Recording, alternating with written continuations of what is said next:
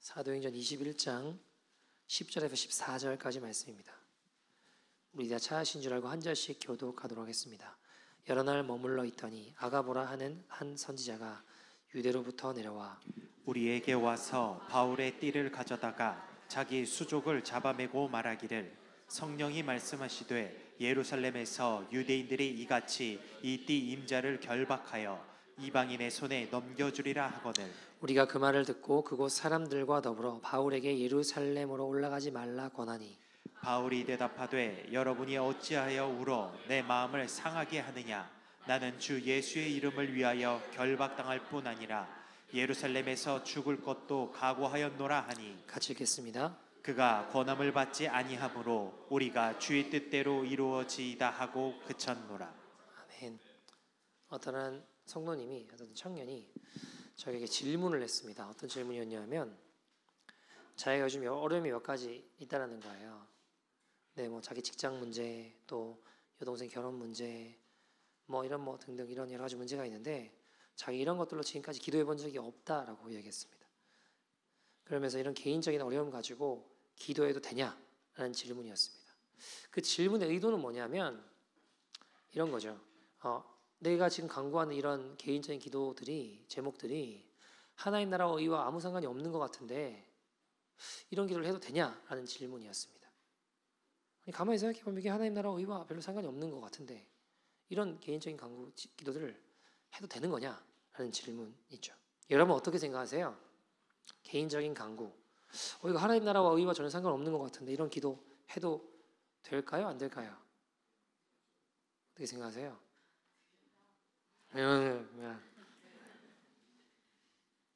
제가 뭐라고 대답했냐면 기도해도 된다고, 기도해도 된다라고 이야기했어요. 하나님은요, 솔직히 말하면 우리가 뭐 문제가 해결되고 잘 먹고 잘 살고 별로 관심 없으세요. 근데 중요한 건 우리가 기도하고 여러 가지 이 경로들과 상황들을 통해서 하나님 앞에 가까이 나오길 원하세요. 그게 하나님의 본심이고 목적입니다. 그러니까 우리가 어떤 기도를 하건 어떤 상황에 처하건 그 모든 일들을 통해 하나님께 가까이 나오길 원하시고 주님을 알고 주님의 마음을 깨닫고 주님 말씀대로 순종하고 그렇게 되기를 원하시죠. 그래서 그 모든 기도의 제목들을 통해 하나님을 알아갈 수 있다면 기도해도 좋다, 기도해도 된다고 이야기를 나누었던 것 같습니다. 여러분 그런 말 있잖아요. 처음 예수 믿는 분들 기도 하나님 잘 들어주신다고. 그죠? 왜 그럴까요? 그 기도가 이루어지는 게 목적이 아니라 그걸 통해서 하나님을 알게 하시기 위함이에요.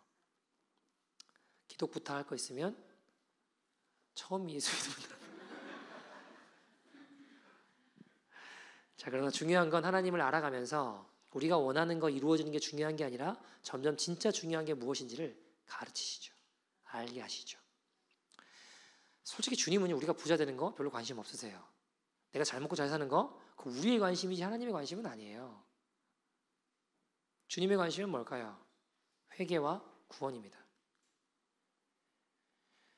죄인임을 깨닫고 우리가 죄를 회개하고 영원한 천국과 그 은혜들을 누릴 수 있는 천국을 누릴 수 있는 구원에 관심이 있으시죠.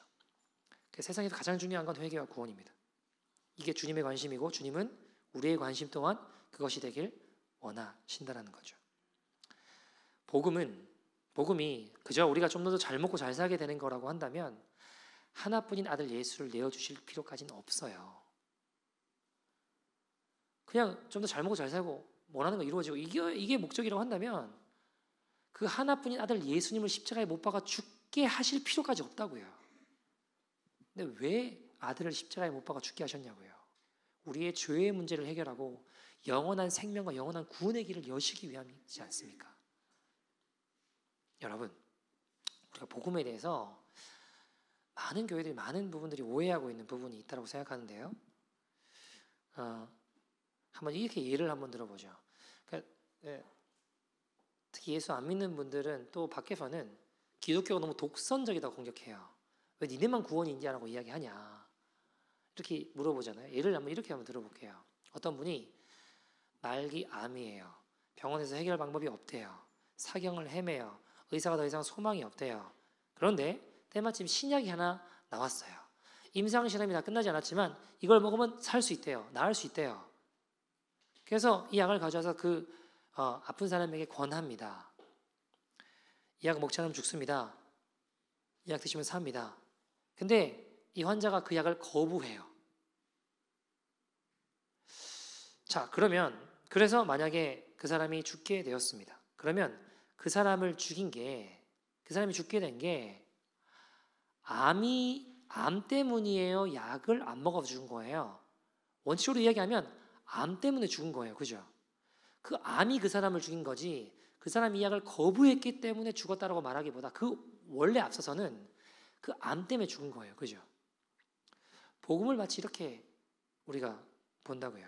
여러분, 왜 뭐라고 이야기하냐면 예수 안 믿으면 왜 지옥 간다, 예수 안 믿으면 죽는다라고 이야기하는 그것이 엄밀하게 말하면요, 예수를 안 믿어서 지옥 가는 게 아니고 죄 때문에 지옥 가는 거예요. 죄 때문에 죽는 거라고요.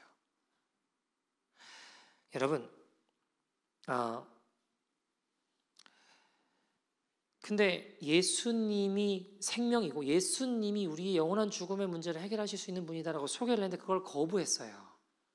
그럼 그 사람이 죽은 건, 그 사람이 지옥 가게 된 건 엄밀하게 말하면 먼저는 죄 때문에 죽는 거라고요. 살 길이 예수예요. 여러분, 예수를 믿건 믿지 않건 일단 다 죽어요, 사람은. 근데 그렇게 죽어가는 사람들에게 여기 좋은 소식이 있습니다. 예수님 믿으면 영원한 생명이 있습니다 라고 말하는 게 어떻게 무례함이라고 이야기할 수 있는 거냐고요.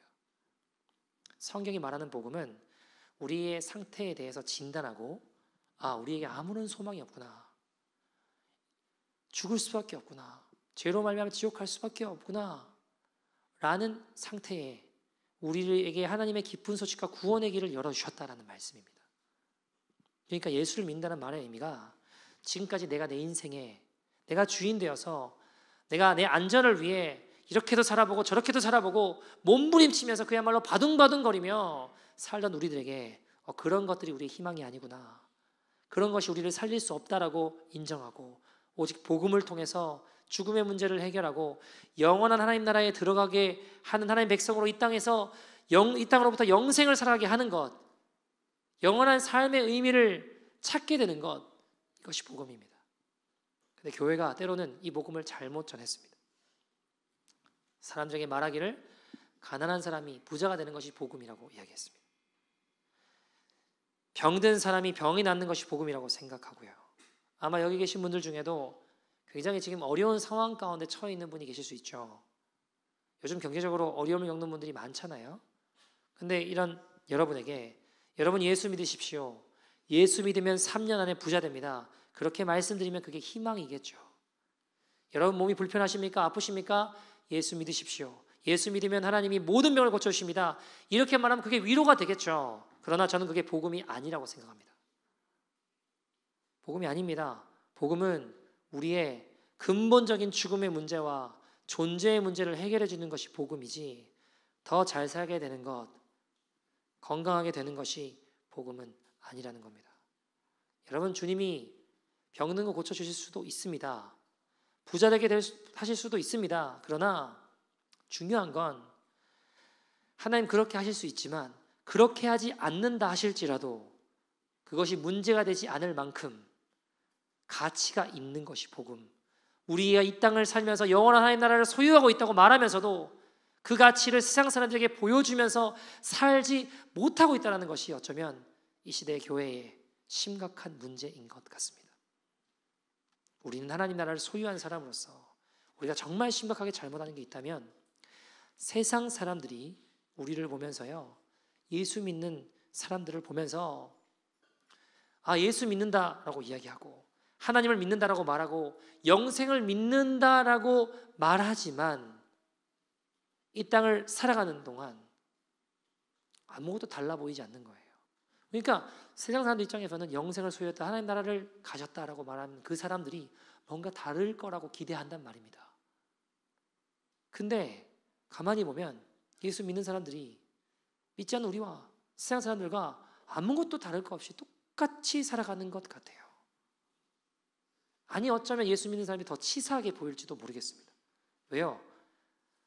천국을 소유하고 하나님 나라를 소유하고 정말 그 나라를 소유한 사람이다라고 그걸 믿는다라고 말하는데 가만히 보면 원하는 건 똑같아요. 믿지 않는 사람들은 우리가 원한다고 자기가 원한다고 하는 걸 노력해서라도 얻으려고 한다면 예수 믿는 사람들은 다를 거라 생각했지만 똑같은 걸 원하는데 어떻게 해요? 하나님께 기도해서 그걸 뺏으려고 한다라고 생각이 들죠.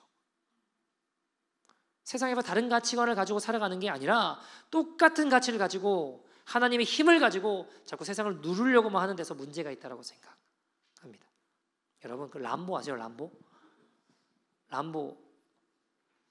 아이들은 모를 수도 있는데 옛날 영화인데 옛날 영화 람보라고 그냥 막 등장해가지고 한 나라와 싸우는데 다 이겨요. 혼자 그냥 전쟁하러 온 군대들 혼자 싸우는데 다 이겨. 다 총을 이상하게 다 피해가고 엄청 힘이 세고 막 괴력이 있고 막 그런 친구죠. 사실 이게 그 미국이 베트남 전쟁에 졌잖아요. 유일하게 졌잖아요. 그러니까 미국 사람들을 위로하고 미국은 위대하다 이걸 이제 미국의 힘을 보여주기 위해 만든 영화 중에 이제 하나가 미국 히어로즘의 대표적인 인물이 람보잖아요.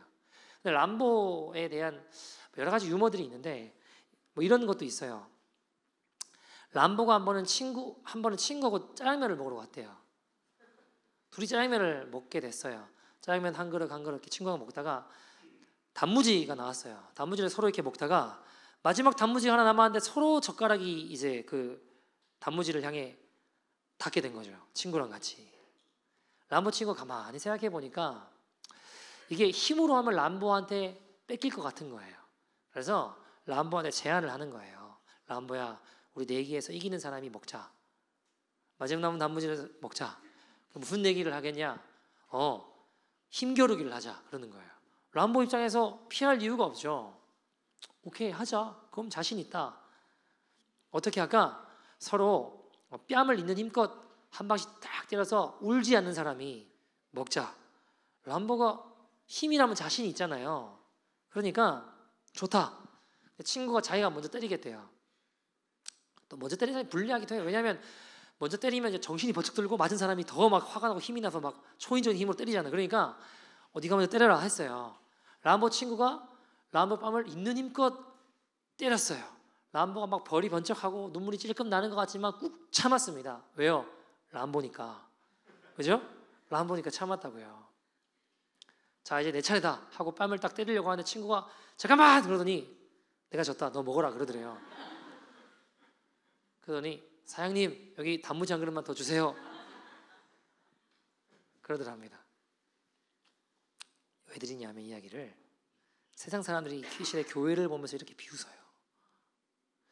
영원한 하나님 나라를 소유했다라고 말하고 죽어봐 천국 간다고 말하면서 이 땅에서 단무지 같은 거 그거 하나 놓고 뺏기지 않으려고 싸우고 있더란 말입니다. 엄청난 힘을 가지고 있다고 하면서 그 단무지 하나 뺏기지 않으려고 싸우고 있는 사람들이 하나님 나라를 소유했다고 하면서도 살아가는 모습을 가만히 보면 이 땅에 단무지 같은 거 잠시 없어질 거 거기에 목숨 걸고 혈안이 돼서 그것 때문에 싸우고 있는 그 모습이 과연 도대체 신앙이 무엇인가 이해가 안 되는 거죠. 예수 믿으면 변화된다고 하는데 그 변화란 무엇인가 똑같은 것 같은데 생각하는 거 말하는 거 원하는 거 똑같은데 이 땅에서 다 누리면서 그저 천국 가는 티켓 하나 정도 받은 거? 그런 느낌? 이걸 예수 믿는다고 하는 거예요. 예수 믿는다는 것의 의미가 내가 정말 아무런 소망이 없이 살던 내가 이제 예수 그리스도를 통해 영원한 생명을 얻고 이 땅을 살아가는 동안에 새로운 가치관을 가지고 살아가고 있다는 고백을 삶을 통해 드러내고 있는지를 세상 사람들은 우리의 모습을 보며 혼돈스럽다라고 이야기한다고 합니다. 그런 상황에서 여러분 우리가 복음을 전한다고 해도 그 말에 힘이 없는 거죠. 복음은 그런 게 아닙니다, 여러분. 기도는 그런 게 아닙니다. 그저 내가 원하는 것을 얻어내는 것이 복음이고 기도라고 한다면 우리의 복음과 기도는 뭔가 잘못 오해하고 있는 겁니다. 예를 들어 볼까요? 어떤 분이 이렇게 이야기했습니다. 목사님, 제가 비즈니스를 준비하는데 목이 좋은데 자리가 났대요. 여기에 뭘 해야 될지 고민이다. 제가 짜장면을 잘 만드는데 중국집을 해야 될지 제가 분식도 잘한다고 분식집을 해야 될지 고민이라고. 무엇이 주님의 뜻입니까? 주님 원하시는 게 주님의 뜻이 무엇일까요? 자, 여러분 뭐가 하나님의 뜻일까요? 분식집일까요? 짜장면집일까요? 대답해 보세요. 여러분 이분의 말의 의도가 뭔지 아세요? 질문의 의도가 뭘까요? 두 가지 것 중에 하나는 뭐 망할 게 있다는 거예요. 아니 망하지는 않더라도 뭔가 잘 안 되는 게 있고 뭔가 잘 되는 게 있는데 잘 되는 그것이 하나님의 뜻이다 이거예요. 이분 의도는. 그래서 물어보는 거예요. 죄송하지만 하나님 거기에 관심이 없어요. 그 우리의 관심이지 하나님은 회개와 구원, 우리의 거룩에 관심 있는 분이시라고요. 하나님께 중요한 건 하나님의 뜻은 네가 짜장면집을 하건 분식집을 하건 그걸 할 때 너에게 나는 누구냐 그게 중요하다고요. 짜장면집을 하면서도 거룩한 하나님의 일이 될 수 있습니다. 왜요? 내가 분식집 할 때보다 짜장면집을 할 때 하나님을 더 찾고 하나님을 더 구하고 하나님께 가까이 나아갈 수 있다면 그게 거룩한 하나님의 일이 될 수 있는 거예요. 그게 거기에 하나님의 뜻이 있다고요. 여러분 뭔가 결정해야 될 때 죄 짓는 게 아니라 여러분 좋아하는 거 하세요. 여러분 좋아하는 걸 하면서 기뻐하는 거 하나님도 기뻐하세요. 막 죄 지고 잘못된 거 그런 거 말고요. 근데 막 이게 막 그런 거 있죠. 기도하면서 하나님 이런 마음을 주신다고. 대부분은요 자기가 좋아하는 거 이야기하는 거예요. 거기다 하나님을 갖다 붙이지 마세요.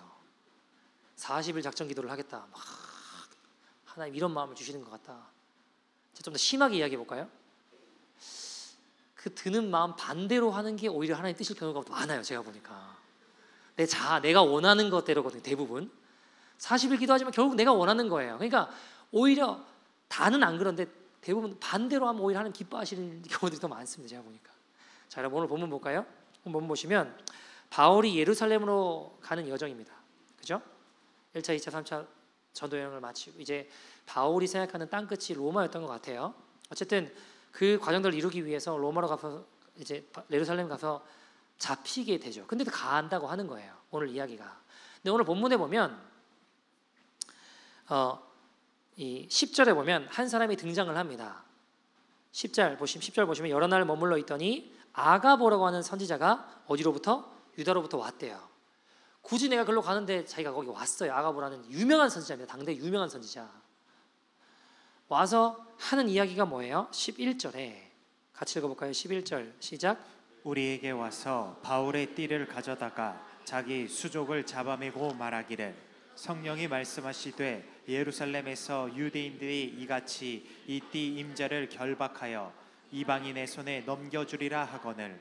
자, 12절 그 말을 듣고 어떻게 돼요? 12절 우리가 그 말을 듣고 그곳 사람들과 더불어 바울에게 예루살렘으로 올라가지 말라 고나니. 13절 바울이 이렇게 대답해요. 바울이 대답하되 여러분이 어찌하여 울어 내 마음을 상하게 하느냐. 나는 주 예수의 이름을 위하여 결박당할 뿐 아니라 예루살렘에서 죽을 것도 각오하였노라 하니. 그래서 사람들이 14절에 그가 권함을 받지 아니하므로 우리가 주의 뜻대로 이루어지리이다 하고 끝났대요. 이게 무슨 이야기냐? 아가보라고 하는 선지자가 등장을 해요. 그리고 한다는 이야기가 바울의 벨트를 띠를 쫙 빼더니 손발을 묶어요. 그리고 이 띠의 주인이 예루살렘 가면 이렇게 결박당한다는 거예요.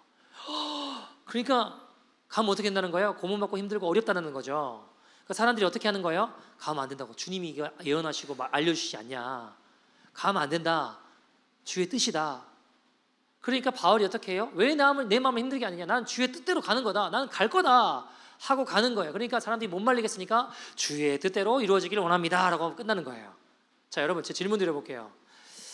우리가 기도하면 성령의 인도함을 받는다. 성령의 뜻대로 우리가 기도한다. 뭐 이렇게 이야기하잖아요. 그러면 지금 누가 잘못된 거예요? 아가보 선지자가 잘못된 거예요? 바울이 잘못된 거예요? 둘 다 주의 뜻이라는 거예요. 그러잖아요. 자, 누가 잘못된 거, 누가 틀린 거예요? 어떻게 생각하세요? 아가보. 여러분, 아가보가 여러분 말씀 보시면 11절에 보시면 아가보가 말한대요. 성령이 말씀하시되. 그러니까 누구의 인도함을 받고 있는 거야? 아가보가 성령의 인도함을 받고 있는 거예요. 여러분, 아가보가 우리가 아가보 뭐야 갑자기 이렇게 생각할지 모르겠지만 아가보 대단한 선지자예요. 대단한 예언자예요. 그때 그 당시 예루살렘 지진 나는 거 다 예언했어요, 여러분. 사도행전 공식 컨펌 용한 선지자 아가보. 성령께서 인도함을 받아서 지금 그 환상과 예언을 본 거라는 거예요. 그러면 그럼 아가보는 맞구나. 바울이 틀렸나요? 바울은 여러분, 바울이 신약 성경 거의 절반을 썼다고요. 대단한 하나님의 사람 아니에요? 성령의 인도함을 받아서 예루살렘 가겠다라는 거잖아요. 어떻게 생각하세요, 여러분? 그거 이상하잖아요. 누가 잘못 들은 거예요? 누가 잘못 인도함 받은 거예요? 여러분, 둘 다 하나님 뜻이죠. 아가보가 본 것도 하나님 뜻이고 그걸 알고 가겠다는 것도 바울도 하나님의 뜻이에요. 여러분, 문제는 해석이라고 생각합니다. 우리가 고난을 안 받는 게 잘 되는 게 하나님 뜻이라고 생각해요. 근데 그렇지 않아요. 여러분, 예수 믿으면 고난 안 받아요?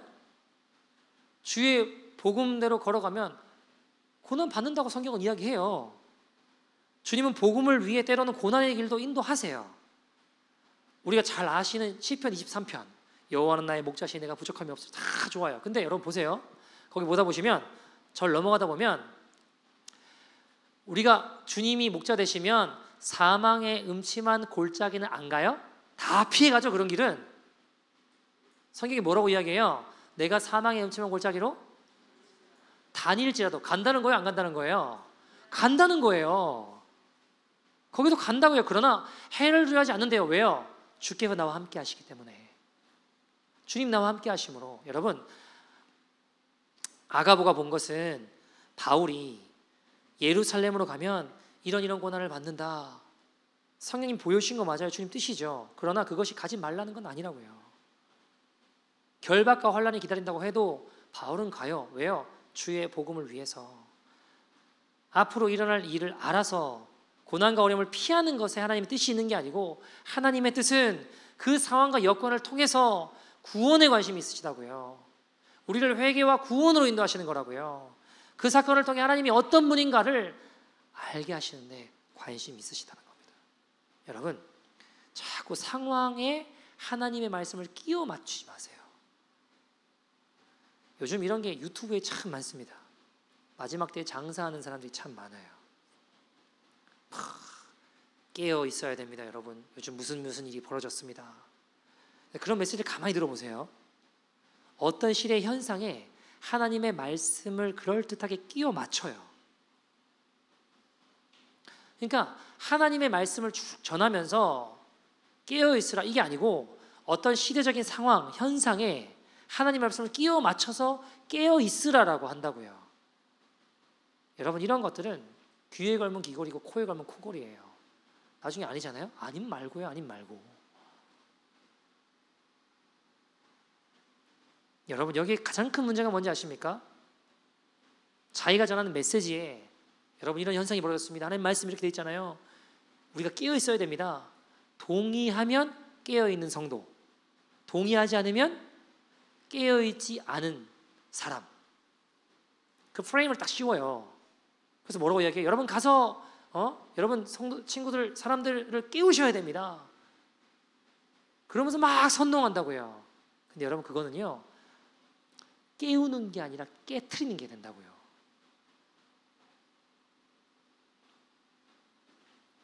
그 메시지 전하는 사람은 그걸로 조회수 올려 돈 벌어먹고 살아요. 여러분, 말씀 앞에 상황을 봐야 되는 거예요. 상황에 말씀을 자꾸 끼워 맞춰서는 안 되는 거예요. 우리의 기도를 여러분 점검해 봅시다.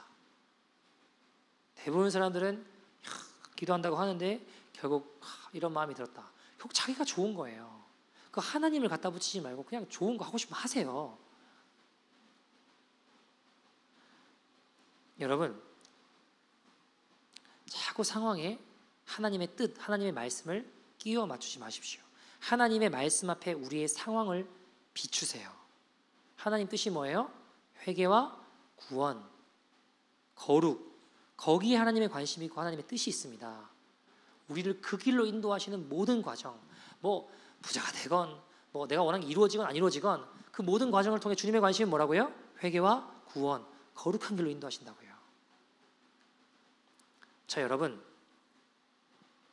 제가 뭐 미국이든 뭐 한국이든 이렇게 집회들을 다니다 보면, 특히 청년 집회들 하다 보면 Q&A 같은 걸 하면요, 꼭 나오는 질문 중에 하나가 뭐냐면, 제가 제 아내를 보았을 때 어떻게 하나님 정해주신 사람인지 어떻게 알았느냐라는 질문입니다. 어떻게 생각하세요? 쉽게 말해, 어떻게 하나님 뜻을 알 수 있습니까? 하나님께서 그 여자를 나의 아내로 정하셨다는 걸 내가 어떻게 확신할 수 있냐? 이 말이잖아요, 그죠? 솔직히 말해볼까요? 제 경우를 일반화할 수는 없어요. 저는 좋아서 만난 거예요. 전 좋아서 만난 거예요. 그 전에 다른 분들은 불편한 마음이 들었던 것 같아요. 불편한 마음이. 근데 아내는 막 확신이 들고 그런 게 아닌데 불편한 마음이 들지 않았어요. 가장 중요하게 생각했던 건 저는 말이 잘 통하느냐였어요. 말이 잘 통하느냐. 그러니까 말이라고 하면 사소한 것부터 뭐 신앙적인 거, 가치관, 여러 가지 것들인데 말이 너무 잘 통했어요. 솔직히 아내든 저든 서로 어피리언스가 이상형은 아니었어요. 제 아내는 쌍꺼풀 있는 남자를 싫어합니다. 저는 쌍꺼풀이 진하다 못해 눈이 거의 엄마 손 파이 수준으로 아주 진하게 쌍꺼풀 있는 사람이거든요. 어피리언스가 저도 제 아내가 제가 원하는 이상형은 아니에요. 근데 중요한 건, 그러니까 뭐 저는 오히려 막 이런 질문을 했죠. 만약에 살다가 내가 노숙자를 집에 들어오면 어떡할 거냐? 뭐 이런 질문이, 뭐 제가 우리가 목회를 하는데 막 되게 힘들다. 그래서 하루에 한 끼 먹을 쌀밖에 없다. 근데 성도가 굶고 있다. 내가 주저가면 어떡할 거냐? 뭐 이런 질문들을 했지. 잘 만나지는 못했지만 전화든 뭐든 대화는 되게 많이 했던 것 같아요. 하나님이 어느 날 계시를 주셔서 내가 너에게 짝지어준 자매가 정광진이다 하시지 않으셨다고요. 그런 일은 없었어요, 여러분. 청년들이 저한테 처음 보는 순간 어떻게 하나님 정한 사람이라는 걸 어떻게 아시냐 질문을 하면 저는 하나님 정하신 사람이라는 걸 결혼식 날 알았다고 이야기할 것 같아요. 그전까지 제 마음이 끌리고 뭐 결혼했으면 좋겠다, 여전히 하나님 뜻을 찾고 이 사람 만나, 뭐 여러 가지 생각이 있을 수 있죠. 이 사람이면 좋겠다. 근데 여러분, 결혼을 하고 난 다음부터는 이제는 이 사람이 아니면 어떡하지? 이런 생각을 하지 않았다는 겁니다. 이제부터는 저는 하나님 뜻 가운데 어떻게 하면 제 아내를 정말로 거룩하고 존귀하게 여길 수 있을까 하는 것이 저에게 주어진 하나님 뜻이었지, 이 사람 아닐까? 그런 거 아니었어요. 여러분, 하나님 특별한 음성 없었습니다. 저는 오히려 결혼하고 시간이 지나면 지날수록 더 좋아요, 아내가. 그리고 시간 지날수록 내게 주신 배우자가 맞구나라는 걸 더 많이 깨닫게 됩니다.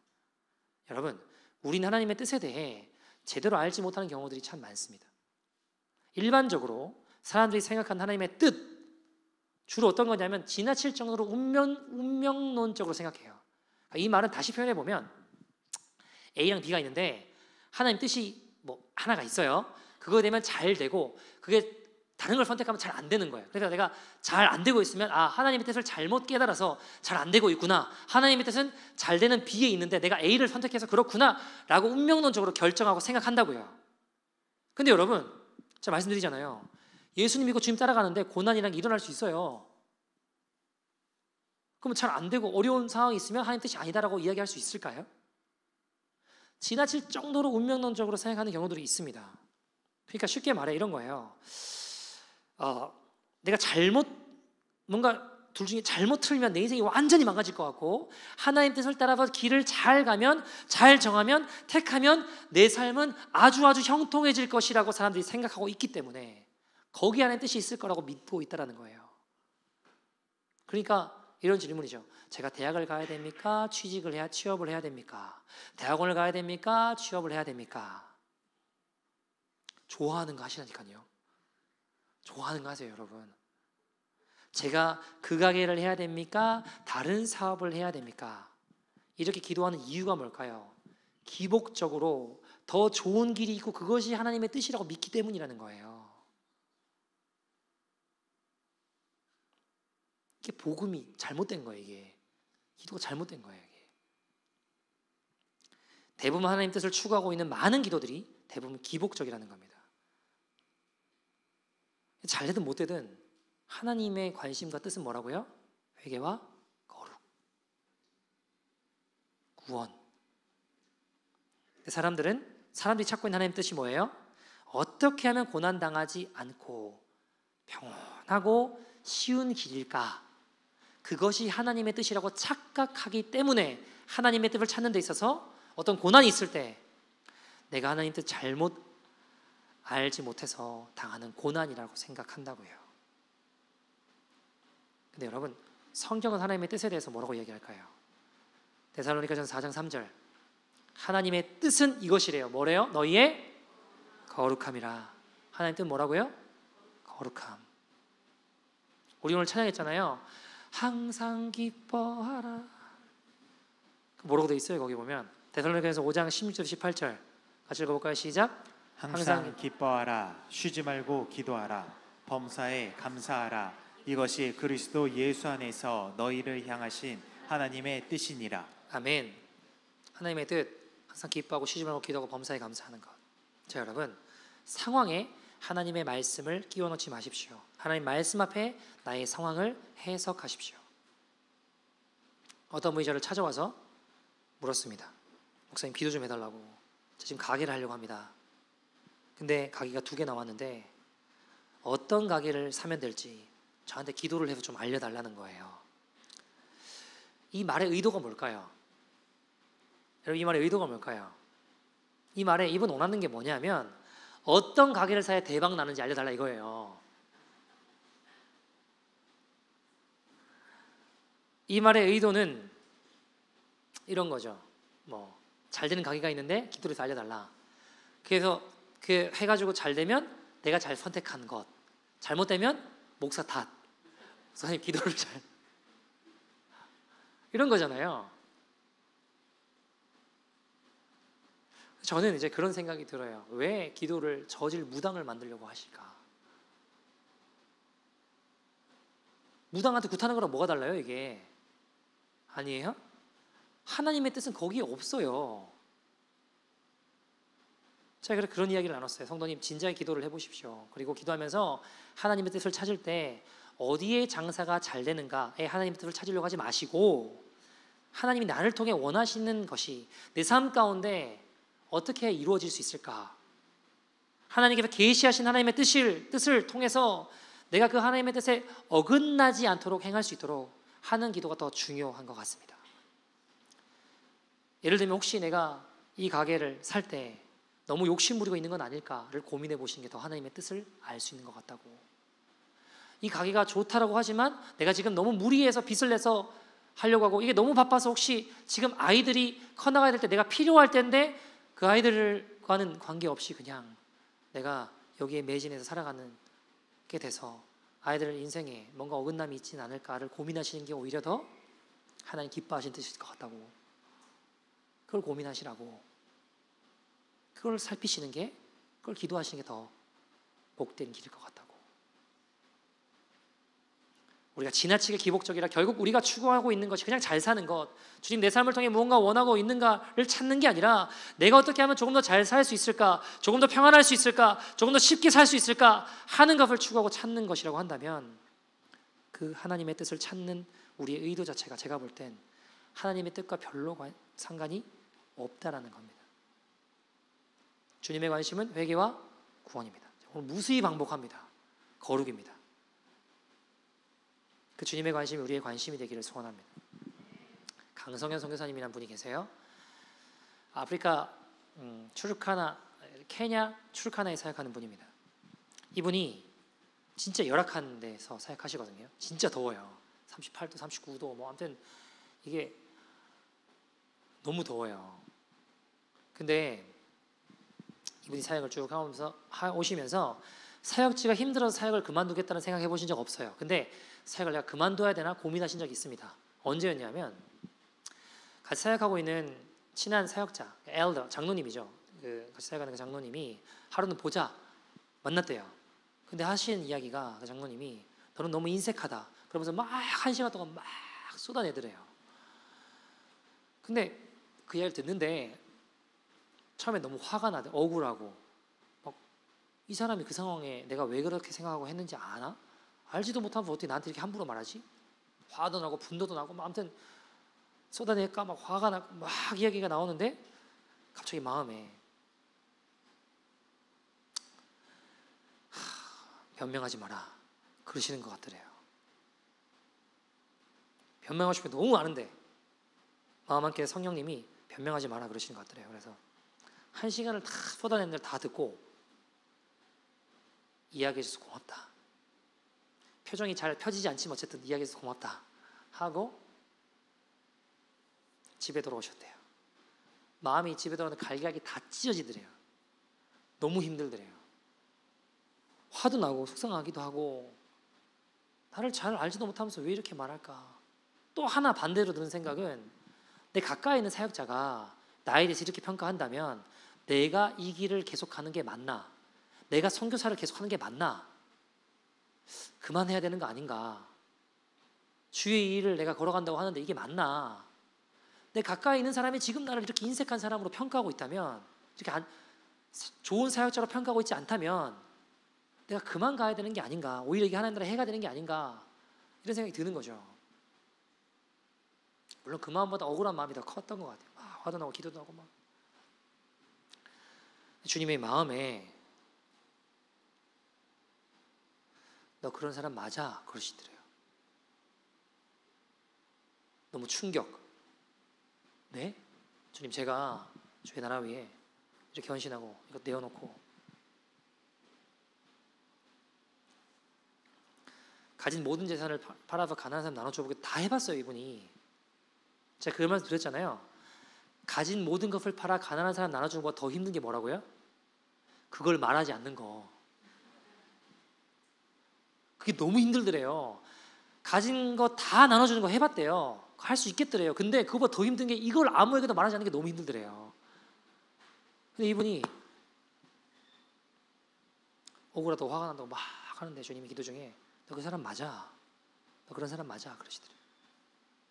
다시 기도를 했대요. 하나님 앞에. 지금 제가 인색한 사람입니까? 내가 얼마나 교만한지, 얼마나 굳어지고 있는 사람인지, 완악한지 하나님 깨닫게 하시더라고요. 그래서 내 안에 회개가 막 일어나는 거예요. 회개가 터져 나오기 시작하는 거예요. 주님 제가 그런 자입니다. 나를 용서해 주십시오. 자, 주님의 목적은 뭐라고요? 우리를 회개와 구원으로 인도하신다고요. 거룩으로 인도하신다고요. 회개가 막 터져 나오는. 그래서 그 다음에 이제 그 장로님 그 사역자 만났을 때 더 잘해줬대요. 더 섬기고 2배로. 한 번은 이런 적이 있습니다. 케냐 투르카나에 나리오코모메라는 마을이 있어요. 일본 지명 같은데 이상하죠. 어쨌든 그런 마을이 있는데 되게 열악하고 가난하고 힘든 마을이에요. 근데 거기는 원래 이제 무속 신앙들이 많고 거기에 이제 캐톨릭이 들어와가지고 짬뽕이 돼가지고 이게 캐톨릭하고 무속 신앙하고 짬뽕이 이상한 아주 영적으로 가장 어두운 것 중에 하나. 가난하고 힘들고 거짓 복음이 무속 신앙과 짬뽕이 돼서 아주 영적으로 어두운 마을이었습니다. 거기에 이제 강성현 선교사님하고 같이 함께 사역하는 가브리엘 목사님이라는 분이 있는데 목사님 보내서 복음 전하고 교회를 개척했대요. 여기는 여러분 교육 수준도 굉장히 낮고 가난과 문명 혜택이 굉장히 열악한 곳입니다. 너무 가난해요. 근데 사람들이 복음을 듣고 예수님께 나오는 거예요. 그러니까 여러분 카톨릭교 입장에서 어떨까요? 예수 잘 믿어라 이렇게 할까요? 아니죠. 여기 있던 사람들이 다 지금 절로 교회로 가는 거예요. 성당 다니는 사람들이 교회로 가는 거라고요. 비상사태. 그래서 여러분 카톨릭에 가만히 있을 수 없죠. 원래 하던 게 뭐냐? 직업도 알선해주고 돈도 주고 학비도 주고 먹을 것도 주고 이런 거 막 했거든요. 근데 사람들이 자꾸 교회로 빠져나가니까 교회로 가는 사람 모든 지원을 다 끊어버렸대요. 교회로 가는 사람만. 안 가고 여기 오는 사람은 여전히 지원해주고 교회로 가는 사람들은 다 학비고 애들 먹을 거고 뭐 다 끊어버렸대요. 그러면 이제 저 사람들이 정신 차리고 돌아오겠구나 라고 생각한 거죠. 여러분 이 친구를 지원이 끊어진다고 하는 게 우리랑 입장이 좀 달라요. 절대적인 거예요. 이 친구들은 먹을 거 나눠준다고 하면 38도, 39도, 40도에서 땡볕에도 몇 시간을 기다리는 사람들이라고요. 먹을 거 준다고 하면 굶고 있고 힘들어요. 이 사람이 음식을 거절한다는 건 생명을 거절하는 거예요. 근데 여러분 이 사람들이 그럼 돌아올 줄 알았는데 캐톨릭으로 아무도 안 돌아온 거야. 아무도. 다 끊었는데. 그래서 너무 기가 막혀가지고 사람들을 모았대요. 한번 모이라고 해가지고. 야, 어떻게 하면 돌아오겠냐? 이렇게 물었대요. 어떻게 하면 캐톨릭으로 오겠냐? 내가 뭘 도와주면 되겠냐? 내가 니네 아들, 자녀들 원하는 대학까지 학비 다 대주겠다고 원하면. 대학까지 학비를 다 대주고 뭐 먹을 거, 입을 거, 필요한 거 내가 다 공급해 주겠다. 원하는 게 뭐냐? 이렇게 물었대요. 근데 그 친구가 딱 하는 말이 뭐냐? 한 성도가 손을 딱 들고 이야기하는 게 우리에게 필요한 건 바른 복음이다. 그래서 우리는 캐톨릭교회로 돌아갈 수 없다. 우리에게 필요한 건 우리 영혼을 구원하는 바른 복음이다. 내가 오늘 먹을 걸 거절해서 굶게 되고 힘겹고 어려워 심지어 죽는다고 해도 난 돌아갈 수 없다. 그러더래요.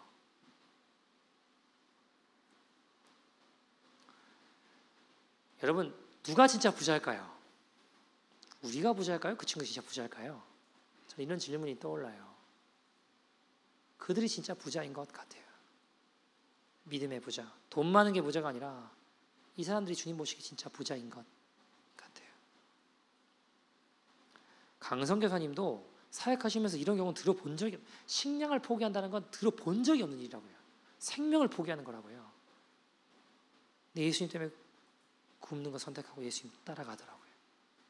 이 사람들이 진짜 부자인 거예요. 재밌는 게 가브리엘 목사님 그 목회하는 교회에 사람들이 오면 변화되는 거예요. 술주전뱅이도 변화되고 노름꾼도 변화되고 난폭하고 폭력적인 사람도 변화되고 심지어 변화돼서 막 복음 전하는 복음 전도자들이 되고. 그러니까 캐톨릭 신부님도 이게 자기 성당에 문제 있는 사람 글로 보내 거기 가면 변화되니까 글로 보내더래요. 자, 어쨌든 여러분 제가 그 복음을 위해 이 땅에 당장 너무너무 필요한 것들도 거절하는 그 모습을 가만히 제가 생각해 보면서 제가 많이 부끄러웠어요. 예수님 믿고 예수님이면 충분하다 그랬거든요. 근데 시간이 지나면서 예수님이면 충분해야하는데 예수님도 필요하고 다른 것도 필요한 게 많아지더라고. 제 인생에. 예수님도 필요하고 예수님만으로 충분한 게 아니라 없으면 불편해진 게 너무 많아지고 때로는 원망도 나오고 불평도 나오는 제 모습을 제가 보게 되더라고요. 그리고 제 모습이 많이 부끄러웠어요. 그래서 제 안에 회개가 일어나더라고요. 회개가 터져 나오더라고요. 어쩌면 제가 부끄러운지도 모르지 아무렇지도 않게 이렇게 설교하고 있잖아요. 아무렇지도 않게. 그들에게 믿는 예수는 과연 어떤 예수인가? 제 마음에 기도를 하는데 마음에 그런 마음이 들었어요. 그들이 진짜 부자다. 그 친구들이 진짜 부자구나.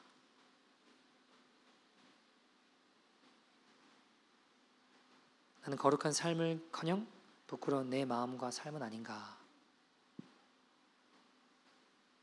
사랑하는 여러분, 하나님의 뜻은 거룩입니다. 쉬지 말고 기도하는 겁니다.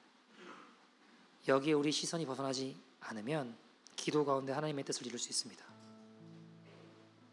뭐 원하는 거 이루어질 수 있고 안 이루어질 수도 있어요. 중요한 건 하나님의 뜻이 거기 있지는 않아요.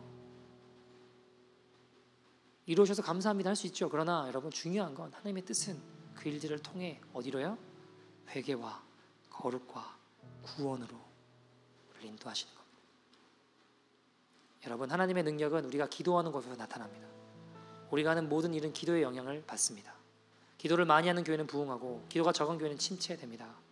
기도를 많이 하는 성도는 영적으로 충만하고 기도가 없는 성도는 메마른 삶을 삽니다. 기도가 충분한 일은 열매가 많고 기도가 충분하지 못한 일은 열매가 없죠.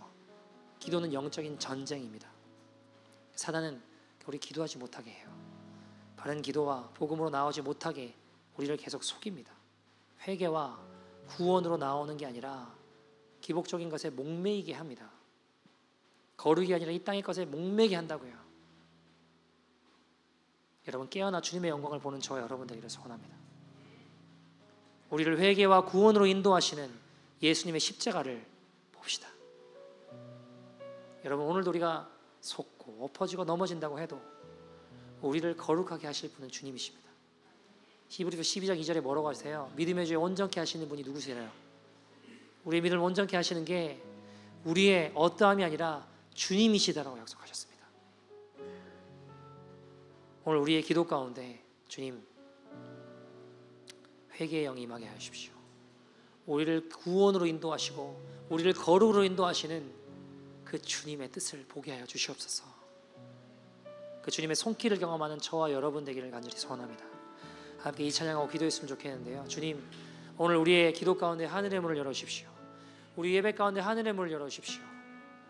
주님의 뜻이 하늘에서 이루어진 것처럼 이 땅 가운데 임하게 하여 주시고, 하나님, 주님 이곳에 임재하여 주셔서 살아계신 주님의 역사하심을 경험할 수 있는 믿음의 인생 되게 하여 주옵소서. 우리의 원함, 주님, 그것보다 더 중요한 건 그것을 통해서 하나님 어떤 분이신지를 알게 하여 주옵소서. 하나님, 거절하신 것도 감사하게 하시고 응답하신 것도 감사할 수 있는 것은 우리를 거룩으로 인도하신 주님이시기 때문입니다. 회개와 구원으로 인도하신 주님이시기 때문입니다. 오늘 그 주님의 은혜를 경험하는 믿음의 시간 되게 하여 주시옵소서. 한번 찬양하시죠. 하늘의 문을 여셔서 하늘의 문을 여소서, 이곳을 주목하소서.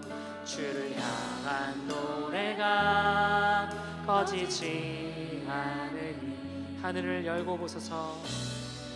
하늘을 열고 보소서. 주님 이곳에 임재하소서. 이곳에 임재하소서. 주님을 기다립니다. 주님을 기다립니다. 기도의 향기가 하늘에 닿으니 주여 임재하여 주소서. 주여 임재하여 주소서. 이곳에 오셔서 이곳에 앉으소서. 이곳에서 드리는 예배를 받으소서. 주님의 이름이 주님의 이름만이 오직 주의 이름만 이곳에 있습니다. 이곳에 오셔서 이곳에 오셔서 이곳에 앉으소서.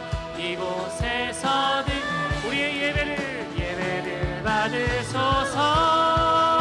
주님의 이름이 주님의 이름만이 오직 주의 이름만 이곳에 오셔서